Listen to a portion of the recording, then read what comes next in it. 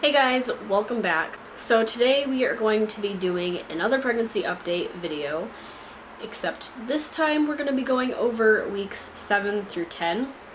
If you missed the first pregnancy update video, go ahead and watch that if you want to. Obviously you don't have to do anything because I'm not going to tell you what to do. But if you'd like to follow the story to the full extent, then obviously you can go watch that video. But anyway, we're going to talk about weeks 7 through 10 today. I just got off work a little bit ago, feeling pretty good. It's a nice day today. It's like 77 degrees outside, and tomorrow it's gonna get a lot chillier. Fall's pretty much here, and I'm drinking coffee. So anyway, let's get into week 7. So in week 7, I have listed that I got nauseous for the first time, or experienced nausea. If I got too hungry, I got nauseous, which was all the time because with my work schedule, I have to be in my job at 6 in the morning. I gotta be there, which means I wake up at like 5. If I have to take Riley to the babysitter, then I'm up at like 4:45, but my husband gets up at 4:30, so I'm usually awake at that time.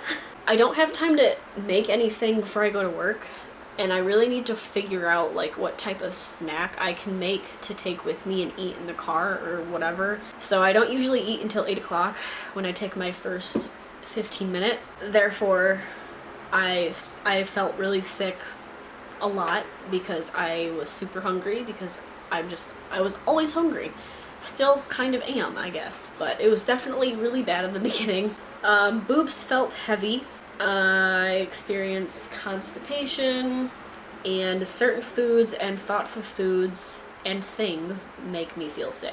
So at that time, it was really hard to figure out what I wanted to eat because half the time nothing sounded good, and there were a lot of times where I had to pick something up at work because I do work at a grocery store. I would literally have to clock out and then go into the store and find something that sounded good to eat for lunch if I hadn't packed anything. And let me tell you, it was rough because nothing sounded good and certain things were like, nope. Okay, week 8, once again, heavy boobs, fatigue, and small spotting. I think I had a little bit of brown spotting at this time, and it was nothing that my doctor was concerned about due to the fact that it was just a very, very small amount and it was only like a day or two. The only time you should be worried is if it's bright red and there's a lot of it and there's also cramping involved, then that's something that I would definitely get checked out. But if there's no cramping and that there's not enough to like fill a pad in a few hours, then I would not worry about it unless you are over worrier like I might be. Then you could call, but they'd probably just tell you the same thing, you know, that you're fine unless things get worse. Okay, week 9, once again, boobs heavy. Good lord, I listed that a lot. Okay, hungry, bad allergies, and a stuffed nose. This is when the cottonwoods started falling from the trees. I'm allergic to that stuff. If you don't know what it is, it's basically, it looks like a dandelion, like just the top part of it, the white part. And they just float. They fall from the tree and they float everywhere. It literally looks like snow in certain places. And where I live, it's really, really bad. We have like a ton of cottonwood trees here. And when that stuff is falling from the sky, I get so miserable. I can't breathe. I'm sneezing a lot. My eyes are just like swollen. It's bad. And I had to live off of Claritin. That is safe to take when you're pregnant, and Benadryl is also safe to take. So there would be a couple times where I would take a Benadryl at night before bed just to try to be able to breathe, because a lot of the times I couldn't breathe through my nose. I would have to literally shove tissues up my nose because in a random part of the night I would just start dripping. So tissues lived in my nostrils when I slept, and it was like that for over a month, and I'm glad that it's gone. I still sneeze every once in a while, but I don't think it's bad enough to where I have to take Claritin because I'm pretty good now. And now that it's getting colder out, I think a lot of the allergens and pollen and all that stuff is starting to go away. But then again, I know we have like fall pollen. Hopefully I don't need to go through that again, but you know. And then I also have feeling more bloated and a firmer belly, which is pretty self-explanatory. I just felt more firm. Okay, week 10, not much here. We're almost done, you guys. I have written down the increased need to pee and tired. That's pretty much it as far as symptoms go. Week 10, I had my genetic testing done, which if you don't know what it is when they do a lot of blood work. They literally fill like 3 or 4 tubes of blood, and they check for all kinds of things. They check for, I think, Down syndrome. I don't know the whole list of everything, but they just check for a lot of things. They check for like chromosome deformities. That would probably be Down syndrome, wouldn't it be? I don't know what I'm talking about. They also send some blood to another lab that will test the blood for the gender of the baby. Found out pretty quickly what the baby was, but we did have a gender reveal. Look out for that video because I am not telling you guys what it is until that video is posted, and then we can talk about it and I can show you the new things that we have purchased for said baby. That is how you can get the gender so early. In case you're wondering, a lot of people were like, how do you find out so early?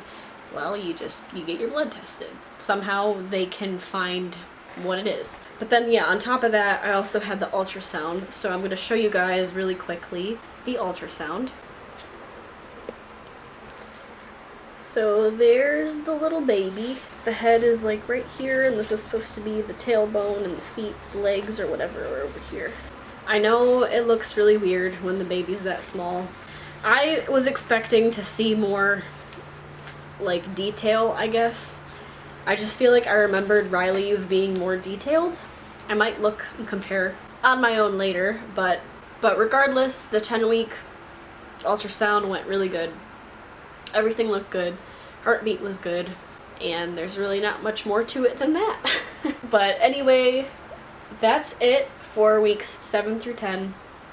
My next pregnancy update will be starting with week 14. I'm not sure off the top of my head what week I'm going to end with, but just look out for that one. Also look out for the gender reveal because I am going to post that one relatively soon, because until I do that, I cannot post any baby hauls because then that will give it away.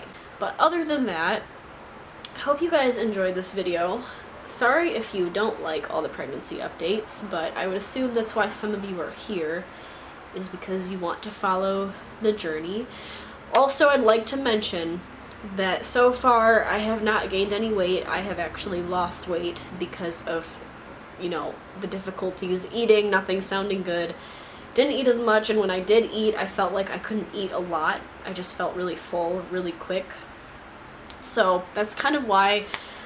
Also, my job keeps me very active, and I think that plays a huge role in how I'm not really gaining. My doctors aren't really concerned about it right now. Maybe in the future, if I don't gain anything, it might be a problem, but I don't think that's gonna happen. I'm pretty sure I'm gonna put on some weight at some point because it's bound to happen, right? I don't know. But yeah, I just wanted to document that because I don't think I did in my past pregnancy updates with my first child. I don't think I covered that at all. Anyway, that's it. I know I already said that, but it's really it this time. We're all done here. That's it for this update. I will see you guys next time. Bye!